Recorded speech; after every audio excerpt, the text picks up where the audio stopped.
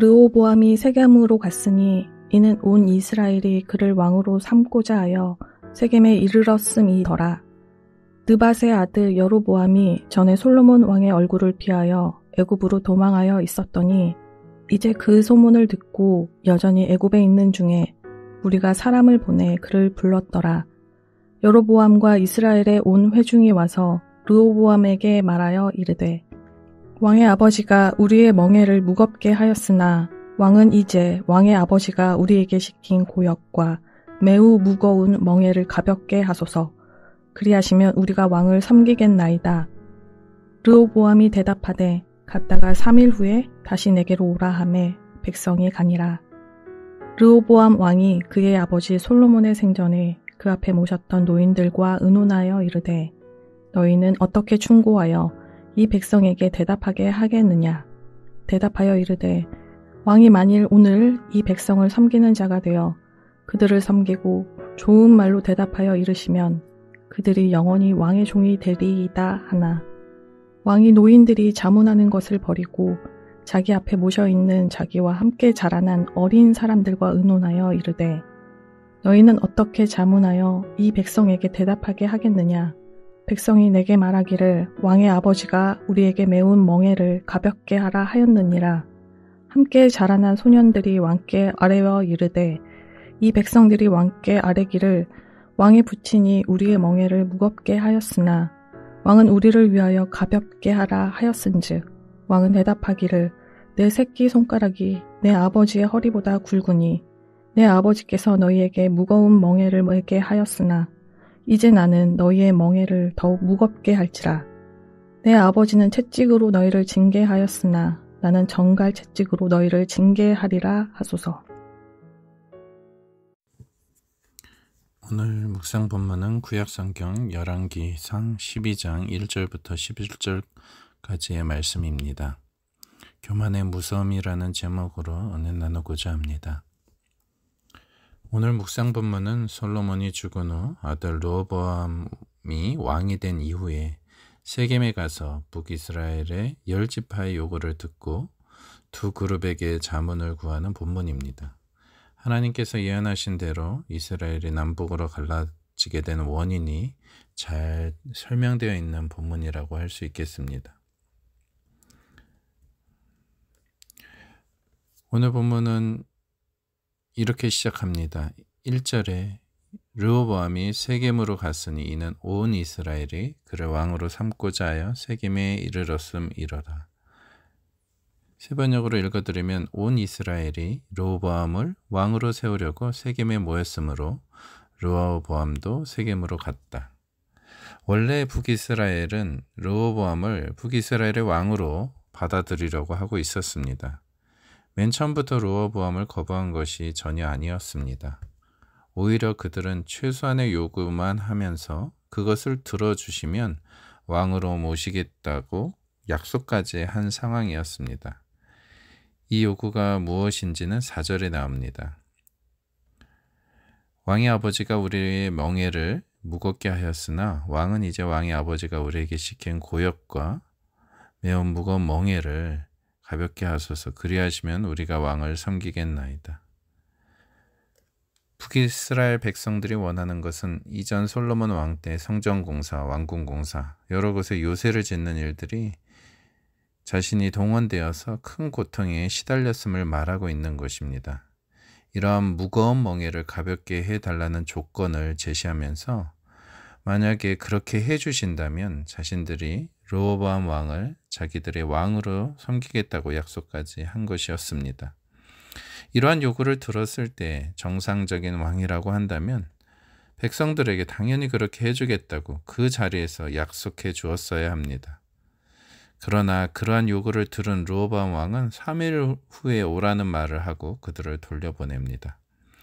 그런 후에 두 그룹에게 자문을 구하는 본문이 6절부터 마지막 11절까지 나옵니다. 한 그룹은 솔로몬의 살아 생전에 섬겼던 원로들 그룹이고 다른 자문 그룹은 르호보암 왕과 함께 자란 젊은 그룹이었습니다. 6절을 읽어드리겠습니다. 르호보암 왕이 그의 아버지 솔로몬의 생전에 그 앞에 모셨던 노인들과 의논하여 이르되 너희는 어떻게 충고하여 이 백성에게 대답하게 하겠느냐. 우리가 이 구절을 읽으면 겉으로 보기에 르호보암 왕이 겸손히 원로들에게 충고를 구하는 것처럼 보입니다. 그러나 8절을 보면 실은 그렇지 않았음을 금방 알게 됩니다. 8절에는 이렇게 나옵니다. 왕이 노인들이 자문하는 것을 버리고,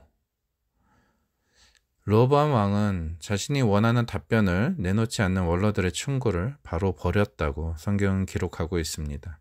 이미 자기 안에 욕심이 가득하여 자신의 생각이 가득 차 있는 르호보암 왕은 자기와 다른 생각을 말한 그들의 자문을 쓰레기를 버리듯이 버려버린 것입니다.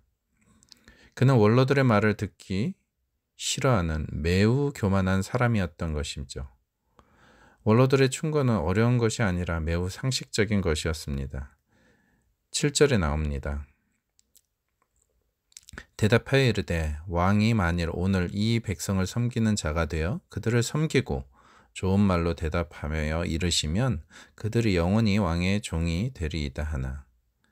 섬김의 리더십이야말로 하나님께서 원하시는 바이며 왕이 먼저 백성들을 섬기면 백성들은 그것에 응답하여 영원히 왕으로 섬기게 될 것임을 지혜롭게 조언해 주었습니다.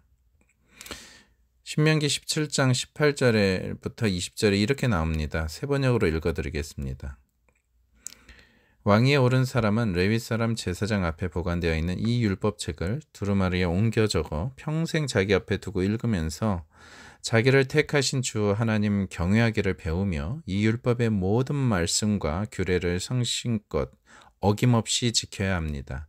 마음이 교만해져서 자기 결례를 업신여기는 일도 없고 그 계명을 떠나서 좌로나 우로나 치우치지 않으면 그와 그의 자손이 오래도록 이스라엘 왕위에 앉게 될 것입니다. 그런데 르호보암 왕은 그 충고를 듣자마자 버려버리고 자기와 동년배의 신하들에게 묻습니다. 그들의 대답은 매우 악하였습니다. 10절 마지막 부분에 그들은 르호보암 왕에게 이렇게 말하라고 조언합니다. 왕은 대답하기를 내 새끼 손가락인 내 아버지의 허리보다 굵으니. 무슨 뜻입니까? 르호보암의 약한 것이 솔로몬의 강함을 능가한다는 뜻입니다.